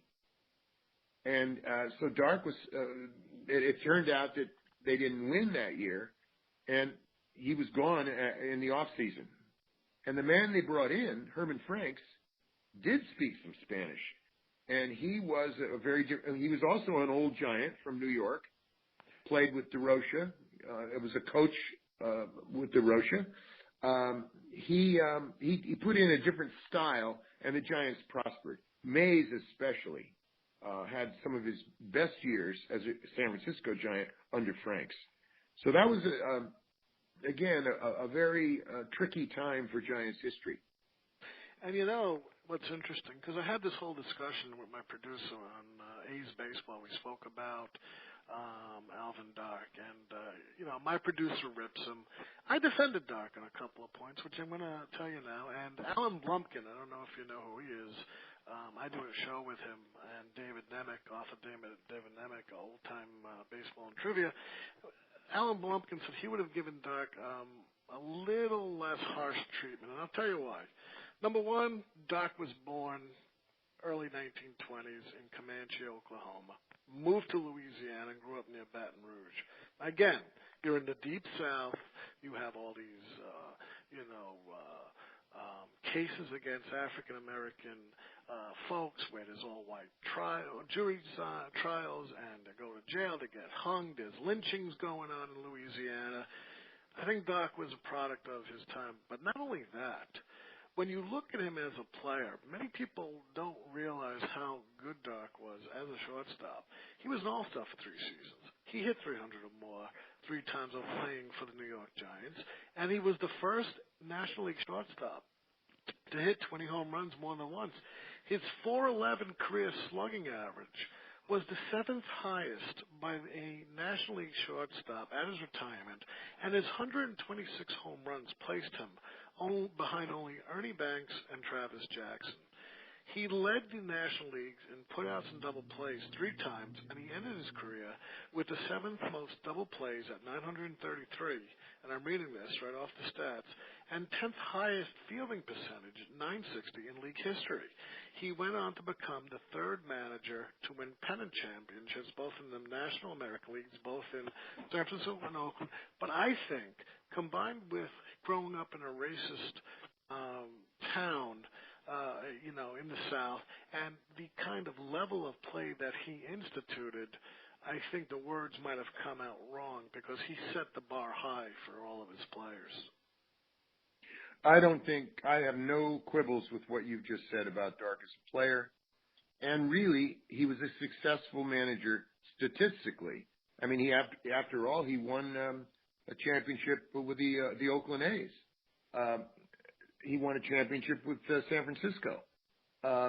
There's no question that he was a great baseball man and I think a good manager. As a player, what you've just said speaks for itself. I think he was a man of his time. He was a man of his culture. He did bring a certain point of view with him that I don't know. We could understand it, but I don't think we can excuse it. Even so. But this was a blip on an otherwise really successful baseball career, and Stoneham felt it was serious enough that he had to go, and it was tricky. Back to Stan Isaacs, I don't think the stature he had as a journalist, I don't think he would have misquoted him. And there are 3 separate articles in which he goes through this.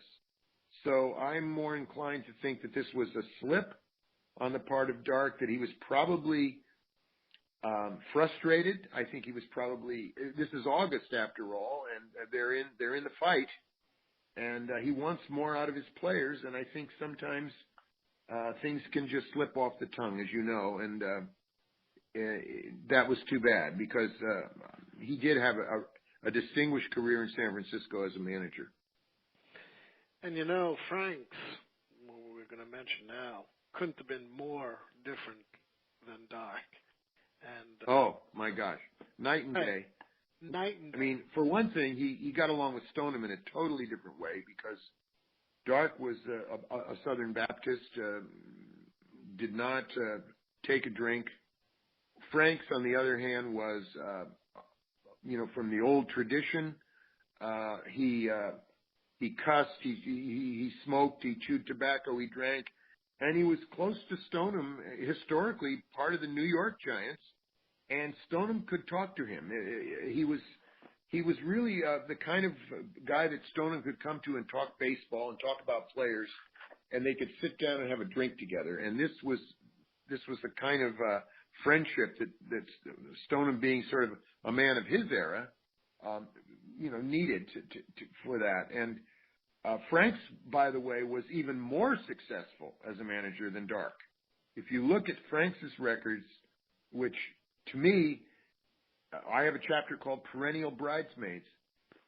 It's almost unbelievable to imagine this, but the Giants finished second every time under Franks' management. They finished second. Now, sometimes the team above them will be different. Sometimes it might be the Cardinals. Sometimes it might be the Dodgers.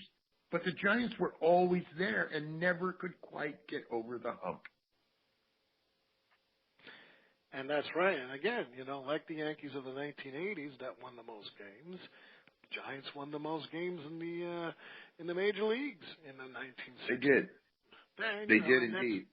And if it was the playoff systems we have today, they'd be in every playoff game that we have today, either as a wild card or maybe trying to get into the wild card with this new crazy system we have. But I do want to say something, and you cite the book in your notes, and I love your notes. I think your notes are fantastic, and I read your notes, and I know you cited Joshua Prager's book, The Echoing Green. Now, in the book, Prager said, and here's a little tidbit about Franks. He played the critical role in Bobby Thompson's famous pennant-winning home run in 1959. He was the guy out in the center field clubhouse at the Polo Grounds, their home field, stealing the opposing catcher's signs to the telescope. Now, whether that really happened or not, we don't know. Well, I think it is. I love that book, by the way. I mean, it was a wonderful window onto that year, that crazy year in the Giants' success. And there are some people who feel it tainted the achievement of the Giants a little bit. I'm willing to accept that it went on, and I know that Franks was fiercely loyal to Leo DeRocha and would almost do anything that DeRocha would ask him to do. But you remember now, and keep in mind, and this could come out in the reviews of that book, if you've read some of the reviews of his book, The Echoing Green, that the Giants hit more home runs on the road than they did in the Polo Grounds. They did. And the second thing is that Thompson now, and you'll have to maybe correct me on this because this isn't fresh in my mind, but I recall that Thompson did not, they asked him, did you want the information? I believe Thompson said he did not want the information. He did not. He didn't want to know what was coming. Yeah, I know. Yeah, that could. You have to check me on that. I'm not. I'm just trying to recall this from memory. But yes, no. Franks was. He was an intense guy, and he really wanted to win. And that there is that part of his background. But as a San Francisco manager, he particularly got on with Mays, and again, Mays flourished under Herman Franks and had some of his best years. Now, this is something interesting. When you look back on baseball history, people will cite Billy Martin. I said, well, if you're going to talk about Billy Martin and his style, you got to look at Casey Stengel, because Stengel basically tutored Martin, and Martin emulated Stengel for the most part. But if you look at Casey Stengel, you got to go back to John McGraw, because he was a student of McGraw. Now, if we're going to talk about Franks, we got to go back to DeRocha, because he implemented. That's right. And again, Casey and DeRocha did not like each other at all. We know that there was a fist fight between them in the mid-20s. In the mid-20s, and again, when he was a coach, Stengel and DeRocha, if you read, he was on my show, the new book on Leo DeRocha, great book. He was on my show. Yeah, I know that book, yeah. Yeah, a great book, brought new insight, and he's going to kill me that I don't remember his name. Paul Dixon. Yeah. And he said, look, DeRocha was jabbing. Casey couldn't take it and punched him in the mouth. They both had a brawl. But if you look at Franks and you look at DeRocha, you could see Frank's style is emulating DeRocha with brushbacks and flying speed. Mm-hmm. And now we're going to get into trouble because on August 22nd, which is, by the way, my anniversary day, 1965, Koufax and Marichal were pitching brushback ball. But I'm going to let you talk about the Roseboro-Marichal affair. That's such a moment. I mean, when you think about this is one of the things that when you bring up the rivalry and you talk about Carl Furillo and Jackie Robinson and Leo DeRocha and Sal Magli, all that intensity and even the fights, and Furillo famously coming in with wrestling with DeRocha and so on. Nothing in the history of that Dodger-Giant rivalry matches the violence that took place on that afternoon when Marichal took a bat to Roseboro's head. The fascinating. Now, you mentioned earlier about the book that covers this so well. I mean, the entire book it's called A Fight of Their Lives. John Rosengren's book. He does such a good job there, but I just encapsulate it briefly. But I do note a couple of things about it that are strange. Koufax wouldn't throw at him, and Koufax didn't like to do that, despite the fact he was such a dominant pitcher. I guess he didn't need to. I mean, McCovey once told me in an interview, I said, it's strange how you own Don Drysdale. McCovey must have hit 490 off of Drysdale. And I said, how did that happen? And he said, well, sometimes it happens. You go up against a pitcher and you just have good success. He said, but don't ask me about Koufax. Because I guess McCovey didn't have the same success with Koufax. A lot of people didn't. But that day you had the two best pitchers in the National League facing each other, both of them in a heated pennant race. And other things were going on. The Watts riot, there was stuff going on in the Dominican Republic that was causing Marichal some anxiety and so on. Roseborough lived near Watts. He was very aware of these. So the people who write about this argue that there were tensions not only in the race, not only on the field, not only in the hunt and the game itself, the contest of baseball, but outside forces, political, cultural, and social, were also, causing players to be on edge. And I think Roseborough took exception to Marichal as well, since he was, their pitcher, and he told Koufax, "Don't worry, I'll take care of this." And the story goes that it almost kicked the throw back to the pitcher was deliberately inside, if you will. Roseborough made a point of throwing it so close to Marichal's head that there is even a story that it whisked his ear or something. And then Marichal, they got into a heated argument, and Marichal just instinctively clubs him. And, of course, everybody goes crazy. And the hero of this, in an unlikely way, was Willie Mays, who came out of the dugout because the Giants were at bat, cradled Roseborough, who was bleeding, and took him, of all places, into the Dodger dugout. Mays going into the Dodger dugout with Johnny Roseborough in his arms, if you will. They broke the thing up. Of course, there was suspensions and so on. But Ian, the most interesting thing about the story for me is what happened afterwards. Few people remember Juan Marichal ended his big league career in Dodger blue. And Johnny Roseborough authorized that appointment. They became friends, unlikely friends after this heated moment. Juan Marichal, I think, wanted to go to Los Angeles and end his career there because he knew this was the biggest mistake of his life. And it was, for him, a kind of catharsis, some way to get this sort of behind him. And Roseborough told the Dodger brass, "I'm okay with this." They asked him, "What do you think about us taking The Dodgers thought Marichal would be useful to them. He was obviously in the twilight of his career, but they thought he could they'd pick up 10 wins or something. So they called Roseborough and said, "What do you think of this?" And he said, "You know what? I'm okay with it. Juan and I have made our peace."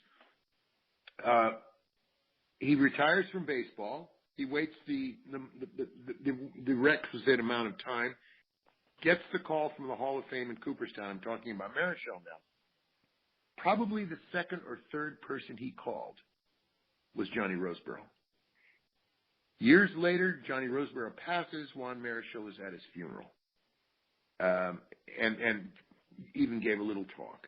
So that to me, of that story, how the violence and the if you will, the rage between those two players eventually culminates in an unlikely but very strong friendship, and that's a wonderful ending to that rather horrific moment. And it's interesting. The LA Times, and I have the article up here because I always look at the newspapers to see what they say about it. They interviewed Roseborough's son, and they interviewed Marichal on the 50th anniversary. And he said, Marichal, "Johnny's forgiven me was one of the best things that happened in my life, because the only time he did speak about this, ever, was at Roseborough's funeral. Well, who died? He was only 69 years old. He had heart failure. Yeah. He said, Marichal, if I could take back 14 seconds of any time period of my life, I would take that back. And that's all he ever said about it. Now Roseborough's son, on the other hand, said I would have never forgiven him. He tried to kill me with a bat. And somebody basically comes into your house and swings a bat at your head. My father was a bigger man than I was. Mm-hmm. Yeah. It's a very troubling, very strange moment, but I think all the things about Marechal's life, as you say, the 14-second moment there, all the things to the contrary suggest that he was a very different kind of person.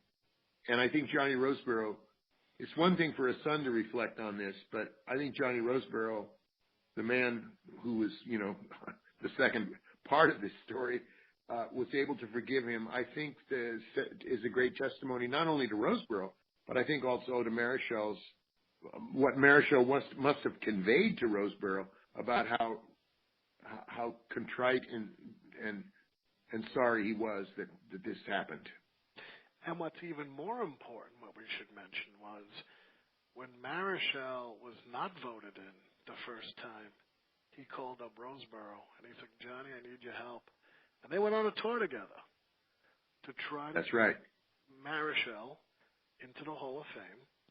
And I think Roseborough was the second person called when he finally got it in, because the writers in the Hall of Fame all remembered this one black incident. Now, as for Marechal as a pitcher, he couldn't have been more of a contrast to Sandy Koufax. Was not a strikeout pitcher. He was a ground ball pitcher. And he always said, Marechal, why do I need 3 pitches to get someone out like Koufax when I could get them out with 1 pitch? Mm-hmm. Yeah. Well, Marechal was a phenomenal pitcher. There's a famous, the famous game I'm going to refer to now that I don't mention in the book, but I think everybody remembers it, is the game against Lawrence Spahn where they went 16 innings, 0-0 for 16 innings, each pitcher 250 pitches, and Dark was going to take him out, and in the 12th inning he said, okay, Juan, you're done, great job, and so on, and Marechal says, Mr. Dark, look over there at that man. He's 42 years old. That's right. You can't take me out. I'm 28 or 29 or something. And so back in they go, and Willie Mays, the walk-off, 1-0 home run, walk-off. In my opinion, the greatest game ever pitched. Now, there'll be other games there'll be a point of argument here. I'm sure other people, maybe some in your audience who say, well, what about this game and so on. Nonetheless, that had to be one of the greatest games. Marechal was somebody that you could count on to kind of maybe his stats weren't as perhaps brilliant the way Koufax. I mean, Marechal never won a Cy Young, but obviously he was one of the 3 greatest pitchers if you consider Bob Gibson and Sandy Koufax in that decade or in those years. He's got to be right there with him, and he was an outstanding pitcher. And when he was on, the Giants, they were always in the game. So, and he had good following. I mean, you had Gaylord Perry, who was his teammate. I mean, fantastic pitcher. I mean, now, of course, we know that, and he even wrote the book even well before he retired. He used a spitball, Perry. And, does he deserve to be in the Hall of Fame? I don't know. Yeah, well, that's another debate. I don't really get into these Hall of Fame debates much because, for one thing, I don't have a vote. But, you could always make a case for and against probably the people who are in the Hall. Some of them, some of them are obvious, and you wouldn't. But there's some, I've heard, papers at baseball conferences where some people go through statistics and say, really, this guy shouldn't be in the Hall. Well, those are always, contentious kind of times and moments, and people like to argue about them. But there's no doubt Juan Marichal belongs in the Hall of Fame. And so does Gaylord Perry. Despite his carry on with the I did have a chance to interview Gaylord Perry and for the book, and he did talk about Candlestick in a positive way. He was one of the few guys who said, hey, I like that place. It was a pitcher's park. And it was. The hitters did. It was cold there, so the pitchers had an advantage. And just for reference, if you get the chance, I'm going to have Jay Jaffe on my show. He just published a brand new book, which is in my hand right now, the Cooperstown Case Book. Who's in the Baseball Hall of Fame? Who should be in?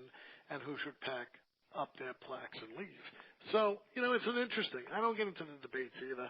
I am trying to help. I'm trying to help the Hodges family get Gil in. Because I think although you have to look at his stats by the time he passed, he was my age when he passed, 47 years old for that sakes. But that's another time and another story. Well, but just following, I know we're going to get into Horace here in a minute, but there's a case to be made for Horace. There is. And I know a number of people in the San Francisco Bay Area. I'm not. This is not the point of my book, obviously. But they mentioned after reading the book, wow, I didn't realize this about Horace Stoneham, so on and so forth. So, as you point out, there are a lot of figures, Gil Hodges being one of them, that, you wonder, well, gee, maybe there is a case here. So we'll see. And you know what I'm going to do? I was going to save it for a little later, but I'll do it now that you mentioned Stoneham. Because after this, I want to get into the crumbling and how his group of four, retired, left, and the Dodgers the Giants went downhill after that. But what I do want to do is mention Stoneham. Not only was he a visionary, I mean, he made a couple of big trades in the late, 60s and 70s, which really hurt the team. And especially he saw what was coming, which would be free agency. There was no way at the time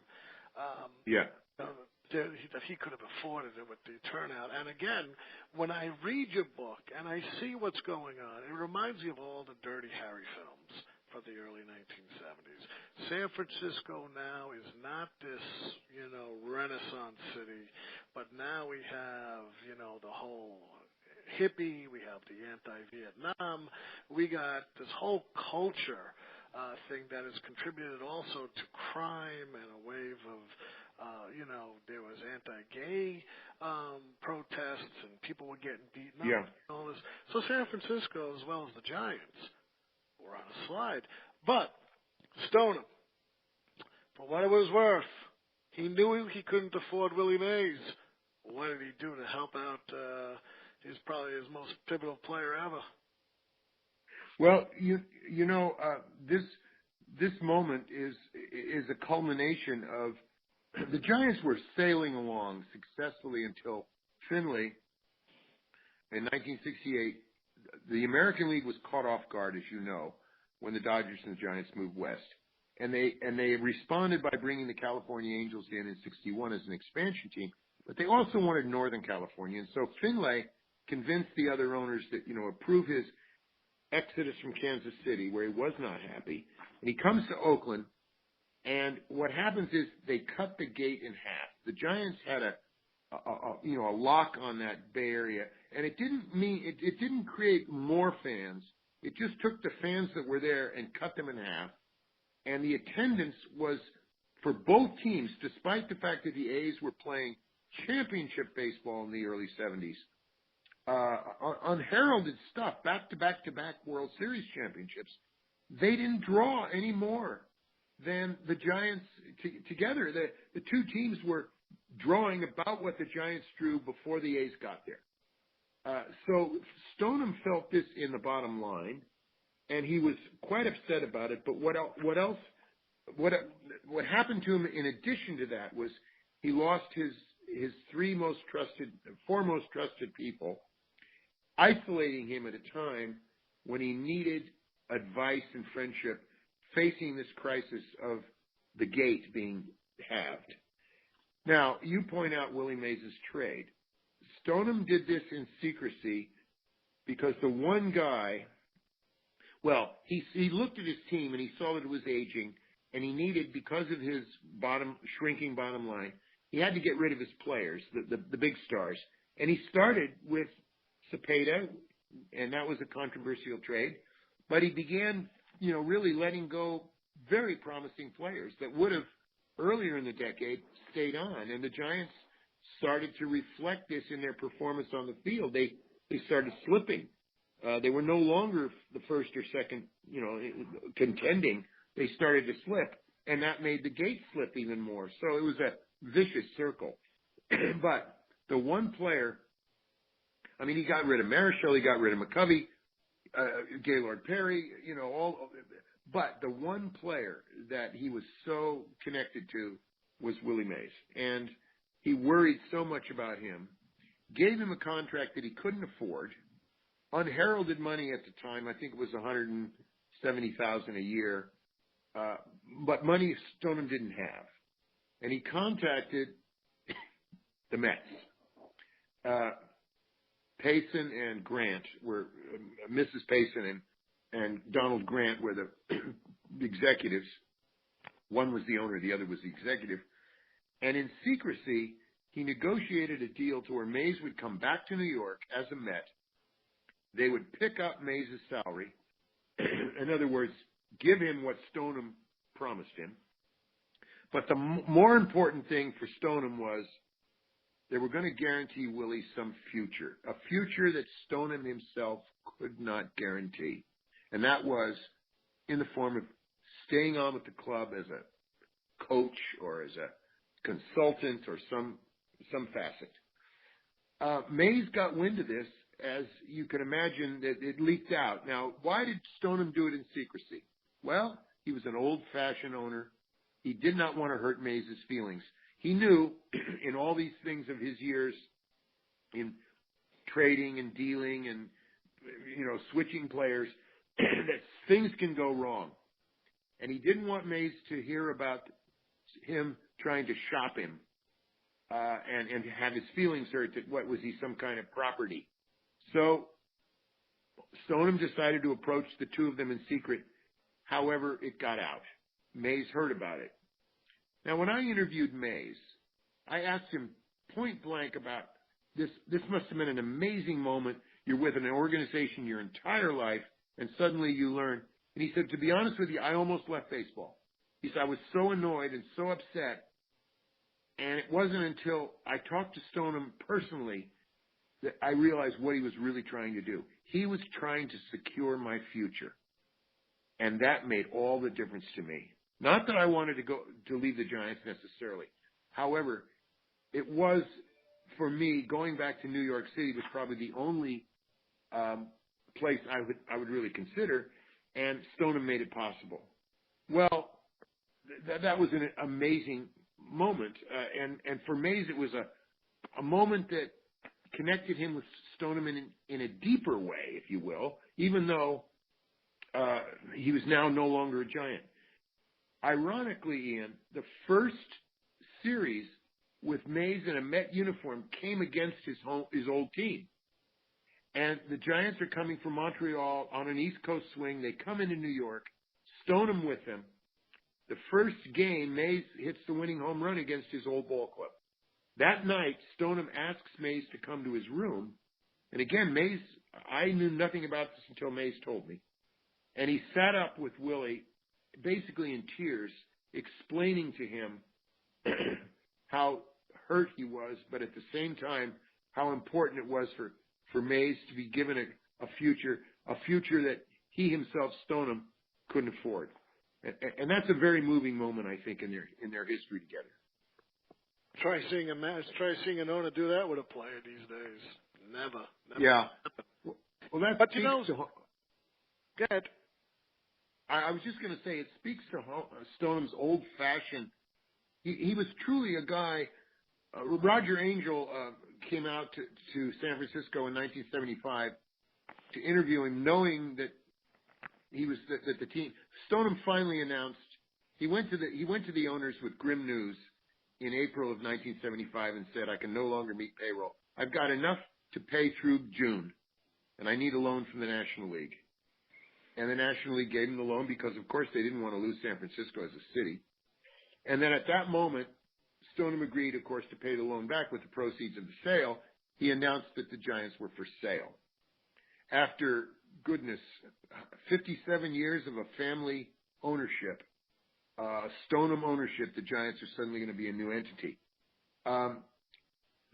Angel came out to interview him because he knew all this history, and he realized that he came away after this interview with a full recognition that here was a man who was really an old-fashioned, one of the last of his kind, sort of an old-fashioned owner who had nothing but baseball.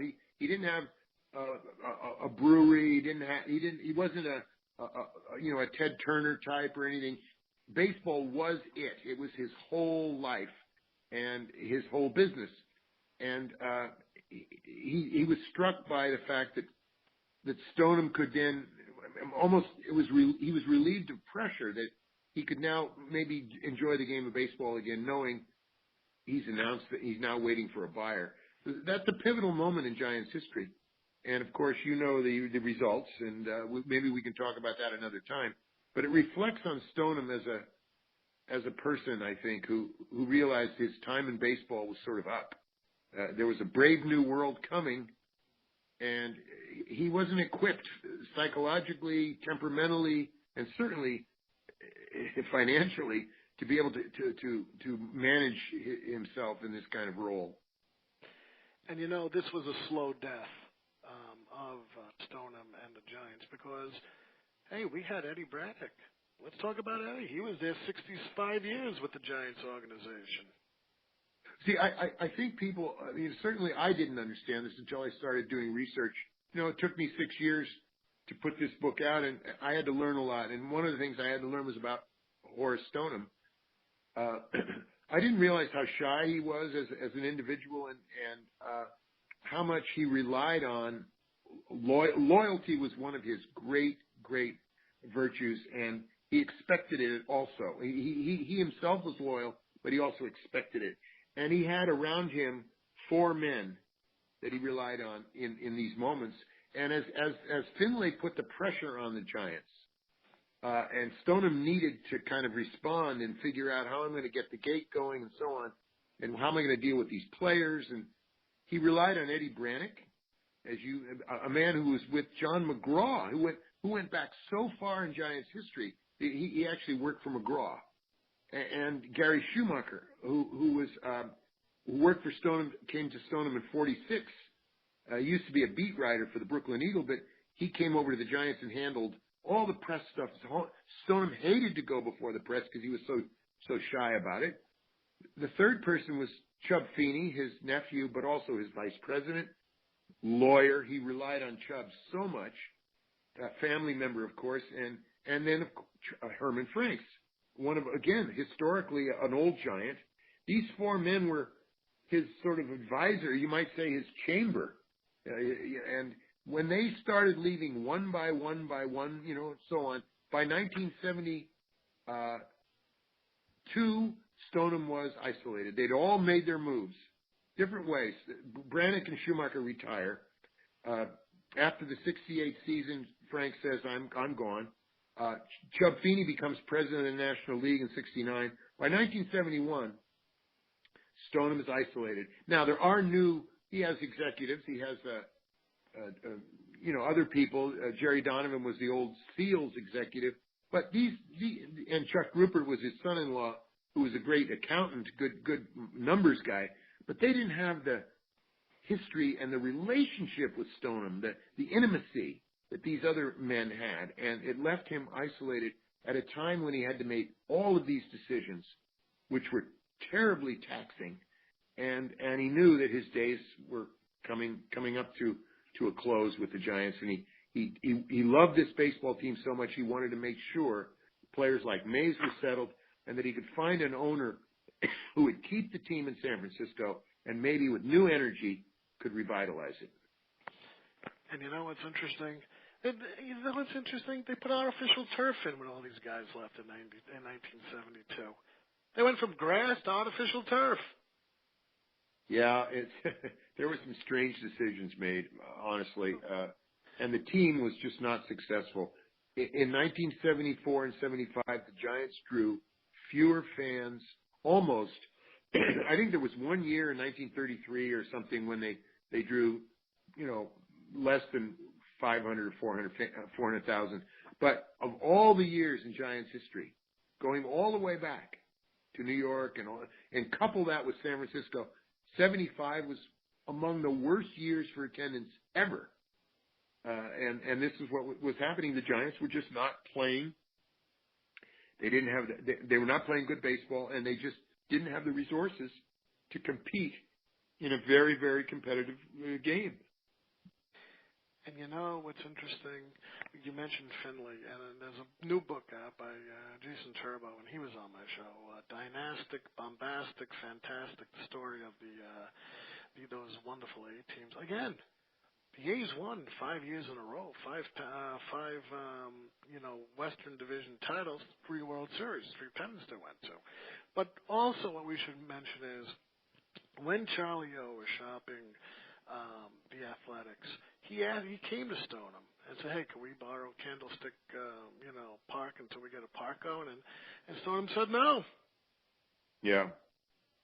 No. Stoneham, he was probably the most far-seeing. When the A's came, everybody was excited. All the Bay Area sports writers said, "Oh boy, we're going to have another team to cover." Oakland was, of course, always in the shadow of San Francisco. Excuse me. Oakland felt, "Oh, we're now a big league city too." And there was so much enthusiasm, except for one voice, and that was Stoneham. He saw what this meant. And he actually saw what it meant for both teams, not just for his team. And Finley, of course, was a showman. And we could spend a whole session on how different he is from Stoneham, and maybe we'll do that another time. But the point was that Stoneham understood the market there, and he realized it's not even really good for the A's. And sure enough, look at the history of that organization. Even down to today, the A's have struggled when they have had, by the way, really, really good teams. So in a way, Stoneham had his finger right on it. And he knew that the Bay Area, maybe one team, but two, it's going to be trouble. The last thing I want to talk about is a really interesting thing that happened before the Giants began to crumble, and that's the international incident with Masanori Murakami. And just as a side note, I had Dennis Snelling on my show last month, and we spoke about how important Lefty O'Doul was to Japanese baseball in pretty much pioneering and helping the Japanese, cultivate their baseball programs. But Murakami here, he comes to the Giants. He's 20 years old. What happened here? That's such an interesting moment. I'll tell you that the seminal book on Murakami is Rob Fitz. He wrote a book called Mashi. He's the source on this, and it's a wonderful book. But it's a wonderful moment in the history of baseball. First of all, Ian, and then we get back to the idea of Horace Stoneham as a visionary. This is the very first moment when a Japanese national comes into Major League Baseball. So Stoneham gets credit for breaking yet another barrier, the global barrier, by bringing in the first Japanese player in the history of the game. Now, today we're used to so many Japanese, even Japanese position players. Murakami was a pitcher, but the incident developed into kind of an international crisis, if you will. I mean, I'm making it a bit dramatic here. Murakami comes over, has great success in the '64 season, toward the end of the season, in September particularly, and they see that he's really effective. So they sign him to a contract. Comes back, he's going to come back in 1965 as a Giants pitcher. Well, when he gets back to Japan for the winter, pressures start prevailing on him as a young man. His family says, "I don't know what you really want to be away that long," and he's a young man. Then his old team starts to get into, well, wait a minute, what about us? And then the commissioner of Japanese baseball contacts Ford Frick, who was the commissioner of Major League Baseball, say, wait, that wasn't the agreement we had. So suddenly Franks, who's the manager, and Stoneham, owner, find themselves in a kind of international incident, struggling back and forth. What are we going to do about this player? The Giants insist that he's legally contracted. Chub Feeney had him sign. The Japanese side said, no, that wasn't, he didn't know what he was signing. That wasn't the agreement we had at the beginning. We were just having him over as a tryout and so on. So all of this semantics, people arguing, well, that's not what it really means and so on. So Frick steps in, says, all right, here's what we'll end up doing here. And try this out for size. He'll pitch the 1965 season with the Giants. After that, he can make his mind up. He can go back to Japan or not. The Japanese say, okay, that's okay with us. We'll let this thing go. However, we have the rights to talk to him after the season's over. They said, fine. Then Frick added a caveat. Look, if this happens and he returns to Japan and decides not to play for 1966 with the Giants, then he cannot play in Major League Baseball for the next 5 years other than as a Giant. And make that clear that this is not, no other team can come in. He's going to be with the Giants. So in a way, it protected the Giants a little bit. The Japanese said, okay, they were confident that they could convince Masanori Murakami to come back to Japan. And sure enough, that's what happened. He never returned. He went back to his old team. Fitz's book is wonderful on this. And last year, Murakami made a tour with Fitz around the country, talking about his experience in 1965 as a Giants pitcher. So it's a really interesting international incident, and for Franks it was frustrating because here he is again in the middle of a pennant race and wanting some commitment, and he needed. Murakami, I don't think they settled it until probably June or late May anyway of '65, and Franks was relying on him. So it's a very interesting moment in baseball history. Hey, I got the book downstairs. I gotta get him on the show. Just so many authors, and it's like that. And it's a nice sized book too. Mashi. So it's a very interesting thing. Let me ask you this: did I forget anything? Is there anything that you want to tell the folks at home that maybe I missed from 1960 to 1975? Well, the last thing I think maybe if we're thinking of this as the end of the Stoneham era. How poignant it really was to see a man who had given his entire life to baseball, recognizing that in the end his time was up. Now it doesn't end quite as smoothly as that, as you well know. The winter of 1975 and the early months and January of '76 were very, very tumultuous. And again, that word turbulent comes into mind. That's what I use in the subtitle. Stoneham thought he had a couple of buyers from the Bay Area, but in the end, nobody stepped forward. And finally, very early in January, he got an offer from Labatt Brewery in Toronto, and he accepted it. There were no other offers. He had been waiting since July for someone to step up and buy the team, and he wanted local buyers. But there was nothing he could do. Nobody stepped up, and so suddenly George Moscone becomes mayor, and he's bound and determined not to be the mayor to lose the Giants. He starts in January taking office, realizing that there is an offer. He gets a temporary restraining order on the sale because Stoneham is breaking the lease with the city. And this becomes a whole other chapter, really, of Giants history, where you have a legitimate offer. You have the owner accepting it. You have Major League Baseball Walter O'Malley not really wanting the Giants to leave because he loves the rivalry, and yet no other owner in sight. So there's all this sort of 11th hour movement, and Bob Lurie finally surfaces with Bob Short, the former owner of the Senators, who moved the team to Texas, and it wasn't beloved by many of the owners. And then he sort of is forced out because the owners won't deal with him. They'll only deal with Lurie. So he backs out saying, well, Lurie doesn't know anything about baseball. I know. I'm out of the partnership. Lurie's suddenly without a partner, and he ends up getting this guy from Phoenix, Bud Herfett, who's a cattle guy who knows very little about baseball, but is enthusiastic about this. And they put together this ownership at the very last minute, and the Giants are saved. So the 1976 season will go on as usual in San Francisco for the Giants. They're not going to move to Toronto. And this was all very, very close.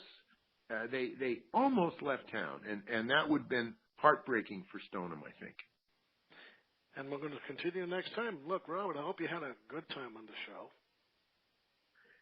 I enjoyed very much the conversation, Ian. Thanks so much for having me. And we're going to get you back for part 3. We'll finish that. I'll tell you what, we'll have another show sometime in the fall besides the third installment of Home Team. I'll even ask Nancy Finley to come on the show. We can compare notes between Stoneham and Finley. And, we're going to have a nice round table discussion. Hold the line. This is how I end it. Folks, as you can see, a lot of history here, a lot of Giants baseball. Love talking baseball, Giants history with Robert. Go out, get the book. It's called Home Team. Again, he was, honored at SABR. He's signing books. He's getting to talk about it a little bit. He spoke a lot about it on our show. All of us has been enlightened by the detail of his book and by these interviews, which, help bring out the reasons why you should buy this book. I loved it. Go out and get it. We're going to have part 3 in the fall. Well, that's it, my baby dolls. I hope you enjoyed the show. Hopefully me and Ralph will be back in another week with another player or another team for Giants baseball. And just keep praying for the current Giants to somehow in the off-season do a little, marketing and a little bit of dealing. And hopefully in 2018, it's an even number year, they'll be back on top of the National League West. As always, I'm Ian Kahanowitz. You just listened to, and I'll call this Genesis/Giants baseball, and in the immortal words of Edward R. Murrow. Good night, folks. Good luck. We'll see you next time.